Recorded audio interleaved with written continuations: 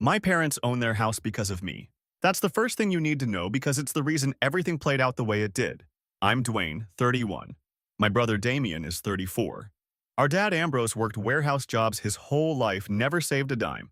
Our mom Nora stretched every dollar. When I was 23, I started a logistics consulting operation helping shipping outfits optimize routes and contracts. By 26, I was earning more than both my parents combined ever had. When they were about to lose their house to a tax lien 3 years ago, I paid it off. $41,000. I covered the new roof the following spring. I'd been paying their property insurance since 2022 because Ambrose kept letting it lapse. Damien has worked the same entry-level position at a building supply store for 11 years. That was never the problem. The problem with Damien was entitlement. Growing up, Nora babied him constantly, made excuses for his grades, his attitude, his revolving door of girlfriends who all apparently drove him away. According to Nora, Damien was sensitive. According to reality, Damien believed the world owed him whatever the person standing next to him had. I met Mia when I was 27. She was finishing her dental hygienist certification. We met at a friend's cookout. Within a year, we were living together. I proposed in March 2024, wedding set for October. Damien met Mia exactly 4 times before the cookout at my parents' place in June 2024, where I noticed him being way too comfortable with her. Touching her lower back, handing her a drink. I brought it up to Mia that night and she told me I was being ridiculous, that Damien was just being nice. I accepted that. By August, Mia started going quiet with her phone, angling the screen, taking it to the bathroom, keeping it face down on every surface. I asked about it one Thursday evening, and she said work group chats and that I was being controlling. She used that word like a weapon every time I brought up anything uncomfortable, and it worked because no guy wants to be that guy. The week before Labor Day, I came home from a client trip on Wednesday, about 4 hours earlier than expected. Damien's 2019 Tacoma was in our apartment lot. I sat in my car for 15 minutes staring at it. Then I went upstairs. Door was locked, which it never was during the day. I used my key. They were on the couch, not doing anything explicit, but Mia had her legs across his lap and they both jumped up when I walked in. Damien started saying it wasn't what it looked like. They were just hanging out. Mia had been stressed about wedding planning. Mia started crying. Said she was going to tell me. It had only been a few weeks, didn't mean anything. I asked Damien one question. How long? He said 3 weeks. Mia said, since July. Even standing in my own living room, they couldn't coordinate their lies. I told Damien to get out. Told Mia the engagement was over. She begged. Said wedding stress pushed her towards someone who was just there. I asked why it had to be my brother and she said she didn't plan it. I packed a bag and stayed at a hotel. Here's where my family comes in. I called Nora the next morning. Her first response was asking if I was sure, if maybe I misunderstood. I told her I found them on my couch. She went quiet, then said Damien had already called and his version was different, that he and Mia developed feelings but nothing physical happened. I told her what I saw. She said maybe I was exaggerating because I was hurt. I called Ambrose. He listened, then told me Damien had been going through a rough patch and sometimes people make mistakes and maybe I should think about what I might have done to push Mia away. Over the next 2 weeks, I found out from my cousin Angela that Damien and Mia were openly together, and Nora had been telling extended family the breakup was mutual, that Mia and I grew apart, and she and Damien found each other afterward. Angela sent me screenshots from a family group chat on WhatsApp where Nora literally typed that I was being dramatic. October 2024, my wedding month. Instead of getting married, I watched my family absorb the woman who cheated on me like nothing happened. Nora invited Mia to family dinner 3 weeks after the breakup. Ambrose shook Damien's hand at that dinner and told him he was glad someone in the family could make Mia happy. Angela told me about it and she was furious, but she was Ambrose's niece, not his daughter, and her outrage didn't carry weight. Then Christmas. Nora called in December and said Damien and Mia would be there. I was welcome, but needed to be civil and accept that things changed. I said I wasn't coming if they were there. She said fine, don't come, and that I was choosing to be alone because of pride. Christmas Day. I sat in my apartment eating takeout thinking about the $41,000, the roof, the insurance premiums. Every Thanksgiving I brought groceries, every birthday I covered, every time Ambrose's truck broke down and I was the first call. And I didn't feel sad. I felt focused. I started making plans. January 2025, I cut all contact. No announcement. Just stopped answering, stopped paying their insurance, stopped existing for them. And I started building something they wouldn't see coming until it was too late. Every step was deliberate. And when they finally called begging, it wasn't because they missed me. $64,000. into a house he doesn't own. For people who, when the moment came, couldn't even pretend to be conflicted about choosing the other son. Like, Nora didn't even do the thing where you at least act torn. She speedran the acceptance, had Mia at the dinner table before the wedding deposits were even refunded. And Ambrose, maybe think about what you did to push Mia away. Bro, your 34-year-old son is living in your basement rent-free, hasn't leveled up since Obama's second term, and you're asking the successful son what he did wrong? That man looked at his ATM and his meal ticket sitting in the same room and made the coldest financial decision of his life disguised as parenting. But honestly, what gets me is that Dwayne sat there on Christmas alone, eating takeout, doing the math in his head on years of generosity, and he didn't spiral. He got quiet. And if you've ever been truly wronged by people you loved, you know the difference between someone getting quiet because they're broken and someone getting quiet because they're building something. Dwayne was building. Update 1. All right, promised an update, so here it is. A lot of you told me to just walk away and build my life. I respect that. But walking away was never the plan. Walking away is what they were counting on. January 2025. I went silent on all of them. But silent didn't mean idle. First thing I did was pull together every financial record related to my parents' house. The tax lien payoff, the roof contractor receipts, the insurance payments. I keep everything organized on a cloud drive. I sat down with the property attorney the second week of January. $41,000 on the lien, $14,000 on the roof, roughly $9,000 in insurance premiums, $64,000 total into a house I don't own and I never had my name on. The attorney said because there was no promissory note or written loan agreement, my parents could argue it was a gift. But the amount, the pattern, and the documentation gave me a strong basis for an unjust enrichment claim. Not a slam dunk, but enough to file and enough to put a lien on the property while it worked through court. That lien would mean they couldn't sell, refinance, or borrow against the house without resolving it first. I didn't do this because I needed the money. My business was doing well. I did this because that house was the one thing Ambrose and Nora cared about more than anything. More than me, apparently, and I wanted them to feel what it's like when the ground shifts under you. Filed in February. Process server showed up on a Thursday morning. Angela told me Nora called her within the hour, absolutely losing it, saying I was trying to steal their home, not take back money I gave them. Steal their home.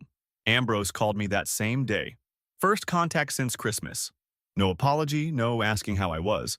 Went straight into telling me I was ungrateful, that everything I had was because they raised me, that the money was the least I could do after all they sacrificed. I let him go for about 3 minutes, then told him I had documentation for every dollar, and if he wanted to settle for the full amount, I'd drop the claim. He said I'd never see a penny, and hung up.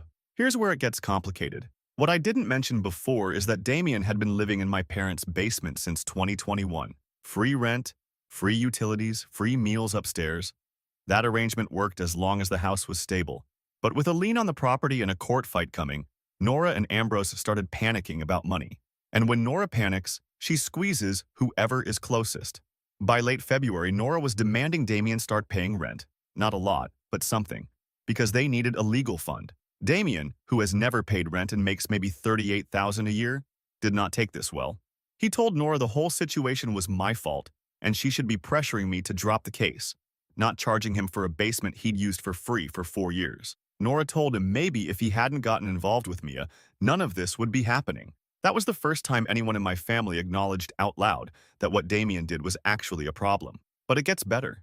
Mia was spending 3 or 4 nights a week at my parents' house in the basement with Damien. Nora had tolerated it while playing happy family, but once financial pressure hit, Mia's presence became a resource drain. Extra food, water, electricity. Nora told Damien that Mia needed to contribute or stop coming over so much. Damien told Mia. Mia, who had her own apartment and job, was offended and told Damien his family was treating her like a burden, and they should get their own place. Damien, making $38,000 in a market where a 1-bedroom runs about $1,400 a month, said they couldn't afford it. So now Nora and Ambrose are fighting about the lawsuit. Nora and Damien are fighting about rent. Damien and Mia are fighting about their living situation. All of it traced back to the fact that the person keeping everything afloat decided to stop. March 2025. I got a massive text from Nora. She started saying she was disappointed in me, that families don't sue each other, that Ambrose hadn't slept in weeks. Halfway through, it shifted into guilt, saying she missed me, holidays weren't the same. She didn't raise me to be vindictive. She ended by saying if I dropped the case, she was willing to talk about repairing things. I sent back one line, $64,000 or we go to court. What Nora didn't know, what none of them knew, was that the lawsuit was only step one. I'd been having conversations with Angela about something involving Damien's living situation that none of them expected. I'll get to that next update. Some of you asked if I felt guilty. I don't. These people watched me get betrayed and chose the side that was convenient. The only thing I feel is patient. Dwayne is operating with the kind of surgical precision that only comes from someone who was genuinely, deeply loved these people and got nothing back. And I think that's the part a lot of people miss when they read stories like this and go, just move on, be the bigger person. Be the bigger person for W.H.U. For the family that reframed his heartbreak as a personality flaw? Nora out here telling extended family the breakup was mutual. She wasn't just picking sides. She was rewriting history in real time. And now, suddenly, families don't sue each other? Families also don't roll out the red carpet for the woman who was sneaking into your other son's apartment 2 months before his wedding. But here we are, Nora. And the domino effect is beautiful in the most brutal way. One filing, one legal action, and suddenly every relationship in that house is eating itself alive. Nora squeezing Damien for rent, Damien blaming everyone but himself, Mia realizing the fantasy basement romance comes with actual basement problems. Dwayne didn't even have to do anything to them. He just stopped doing things for them. And the whole structure collapsed because it was never a family. It was a sponsorship, and he pulled the funding. Update 2. So I teased the Angela thing at the end of the last update, and a lot of you were guessing in the comments. Nobody got it right. Here's what happened. Angela is Ambrose's niece, my cousin, and the only family member who stayed on my side through all of this. But Angela isn't just loyal to me out of pure kindness. She has her own history with Nora and Ambrose. When Angela's mom, Ambrose's sister, got sick in 2019, Angela asked Ambrose to help with some of the care logistics since they lived closer to the hospital. Ambrose told her it wasn't his problem, and that his sister had made her own choices. Angela never forgot that. So when I told her what I was planning, she didn't hesitate. Here's the thing about Damien living in that basement. He's been there since 2021, but there's never been a lease. No rental agreement, no written terms, nothing. He doesn't pay rent, doesn't pay utilities, has no documentation establishing him as a tenant. Angela works in property management. She knows tenancy law inside out. And she told me something I'd already been researching on my own. In our state, even without a lease, someone living in a property for that long has established occupancy rights. You can't just throw them out. You have to go through formal eviction proceedings. But here's the flip side. If the property owner does want to formalize the arrangement or force an eviction, the occupant's lack of any written agreement makes their position weaker in specific ways that matter during a lien dispute.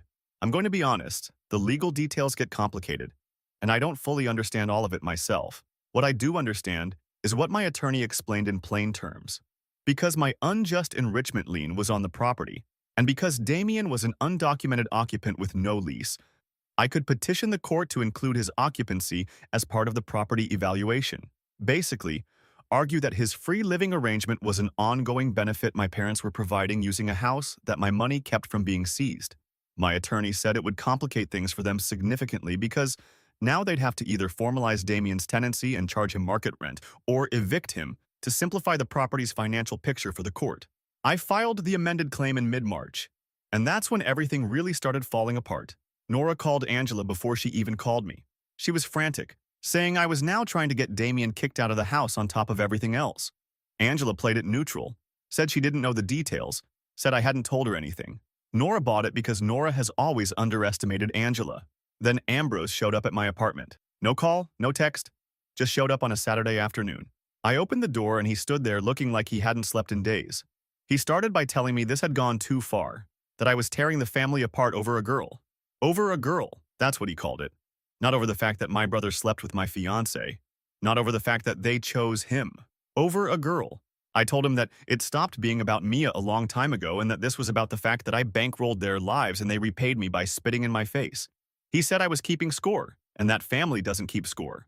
I told him family also doesn't invite your son's ex-fiancée to Christmas dinner 3 months after she cheated on him with his brother. We went back and forth in my doorway for almost 20 minutes. He kept circling back to the idea that I owed them because they raised me, fed me, put a roof over my head for 18 years. I told him that's called being a parent, not building a debt ledger. He said Damien was struggling and that putting him on the street wouldn't fix anything. I said Damien was 34 years old and had been living for free in a basement for 4 years, and maybe that was the problem. Ambrose said I was punishing everyone because I couldn't handle losing Mia. I told him I lost Mia because his favorite son took her and he held the door open. He left without saying anything else. No resolution, no agreement. Just left. By April, the cracks were everywhere. Angela told me Damien and Mia were fighting constantly because the eviction threat meant he might have to actually find his own place, and Mia had made it clear she wasn't signing a lease with someone making $38,000 a year. Nora was barely speaking to Ambrose because she blamed him for not handling things with me earlier. Ambrose was drinking more than usual and had called out of work twice in 1 week, and Damien finally texted me. First direct contact since the day I caught them on my couch. It was a long message, maybe the longest thing he's ever typed, and it boiled down to him saying I was destroying the family because I couldn't accept that Mia chose him, that I was using money as a weapon because I had nothing else, and that if I were half the man I thought I was, I'd settle this face to face instead of hiding behind lawyers. I read it, screenshotted it, and sent back, "See you in court." But Damien's text gave me something I didn't expect. Not information exactly, but confirmation of something I'd been suspecting. He said Mia chose him, present tense, which meant they were still together, still in that basement, still playing house on our parents' dime while the whole structure was crumbling around them. And that meant the final part of what I had planned would hit exactly the way I needed it to. Next update is the last one. And yeah, it's the one where they all start calling. Ambrose standing in that doorway saying family doesn't keep score is maybe the most delusional thing I've heard in one of these stories. Because yes, they do, Ambrose. You kept score. You kept meticulous score. You just thought the scoreboard only went one direction. Every time you called Dwayne when your truck broke down, that was a score. Every lapsed insurance premium he picked up, score. $41,000 tax lien. That was the championship game, and you were on the losing team. You just never looked at the board because you assumed the kid writing checks would never stop writing them. And calling this whole thing over a girl? That's not just dismissive. That's a strategy. That's minimization as a weapon. If you can shrink what happened down to a girl, then Dwayne's response looks disproportionate. But it was never about a girl. It was about watching your family reveal, in real time, exactly how much you matter to them when your money isn't in the equation. And the answer was, you don't. Damien texting Mia chose me from a basement he doesn't pay for in a house he didn't save, wearing confidence built entirely on his brother's infrastructure. That man is standing on a trapdoor bragging about the view. Final update. Last one. Buckle up. After Damien's text in April telling me to settle this face-to-face, I decided to do exactly that, but not the way he meant. I had my attorney send a formal settlement offer directly to my parents. Not through Nora's emotional texts, not through Ambrose showing up at my door. A proper legal document with a deadline. The offer was simple. Pay back the $64,000 within 90 days or I would proceed with the full claim, which at that point included the amended petition about Damien's occupancy. My attorney included a provision that if they chose to sell the house to pay the debt, I would accept the amount from the proceeds and release the lien. If they didn't, I'd push for a court-ordered sale. A court-ordered sale of the house they raised us in, the house Nora had lived in for 31 years. They had 90 days. They didn't have $64,000, and they knew it. The first week of May is when the calls started. Nora was calling me every single day, sometimes twice. I picked up once. She spent the first 10 minutes going between anger and begging, telling me I was going to leave them homeless, that Ambrose was talking about having to move into a rental at 62 years old, that she'd never be able to show her face in the neighborhood again. I told her that I gave them a way out, pay me back or settle, and that I had offered Ambrose the same deal months ago, and he told me I'd never see a penny. She said they didn't have it. I said then we go to court. She asked me if this was really about the money or if I was just trying to hurt them. I told her it was both. That conversation lasted almost 40 minutes, and by the end, she was cycling through every angle she could think of. She tried guilt, saying I was her son and she carried me for 9 months.